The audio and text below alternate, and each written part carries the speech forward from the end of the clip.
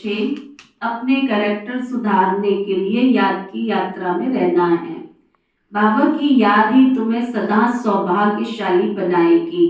प्रश्न, अवस्था की परख किस समय होती है?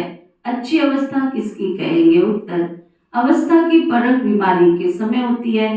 बीमारी में भी खुशी बनी रहे और खुश मिजाज चेहरे से सबको बाबा की याद दिलाते रहो, यही है अच्छी अवस्था। अगर खुद रोएंगे, उदास होंगे तो दूसरों को खुश मिजाज कैसे बनाएंगे? इसलिए कुछ भी हो जाए तुमको रोना नहीं है। धारणा के लिए मुख्य सार, अपना टाइम रूहानी धंधे में सफल करना है, हीरे जैसा जीवन बनाना है, अपने को सावधान करते रहना है, शरीर समझने की कड़ी बीमारी से बचने का पुरुषार्थ करना है, कभी भी माया का दास नहीं बनना है, अंदर में बैठ जाप करना है।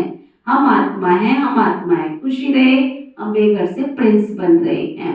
वरदान, सतगुरु प्यारे बाबा का वरदान, अनुभवों की गुह्यता की प्रयोगशाला में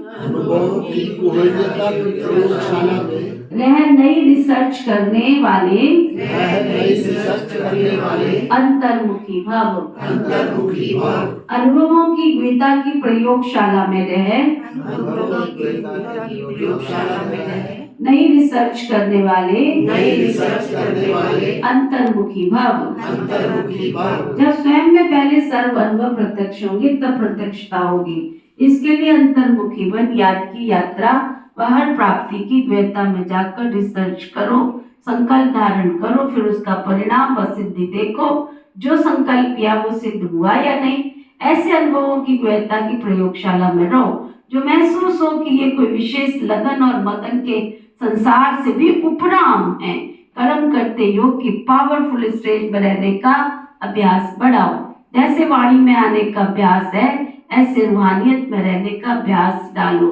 स्लोगन, संतुष्टता की सीट पर बैठकर परिस्थितियों का खेल देखने वाले ही संतुष्ट मणि है। अव्यक्त इशारे, अशरीरी व विधेयी स्थिति का अभ्यास बढ़ाओ। जैसे हठ योगी अपने श्वास को जितना समय चाहे उतना समय रोक सकते हैं, आप सहज योगी, स्वतः योगी, सदा योगी, कर्म योगी, श्रेष्ठ योगी। अपने संकल्प को, श्वास को प्राणेश्वर बाबा के ज्ञान के आधार पर जो संकल्प, जैसा संकल्प, जितना समय संकल्प करना चाहो उसी अनुसार संकल्प की स्थिति में स्थित हो जाओ।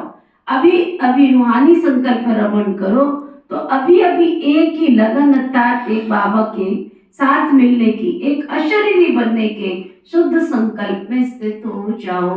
ओम